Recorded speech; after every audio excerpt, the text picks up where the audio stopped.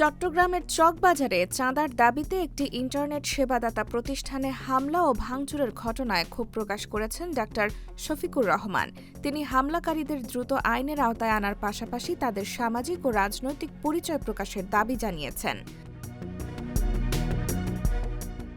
ফেসবুকে দেওয়া এক পোস্টে তিনি প্রশ্ন তোলেন, এদের খুঁটির জোর কোথায়? একই সঙ্গে আইনশৃঙ্খলা পরিস্থিতি নিয়ে উদ্বেগ জানিয়ে বলেন, সরকার কার্যকর নিরাপত্তা দিতে ব্যর্থ হলে জনগণকে নিজেদের নিরাপত্তার বিষয়েও সতর্ক থাকতে হবে।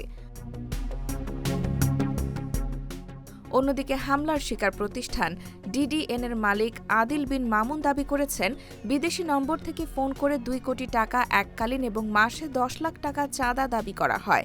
দাবি না মানার ২ দিন পরে ১৫ থেকে ২০ জনের একটি মুখোশধারী সশস্ত্র দল তাদের কার্যালয়ে হামলা চালিয়ে ব্যাপক ভাঙচুর করে। ঘটনায় এলাকায় আতঙ্ক ছড়িয়ে পড়ে।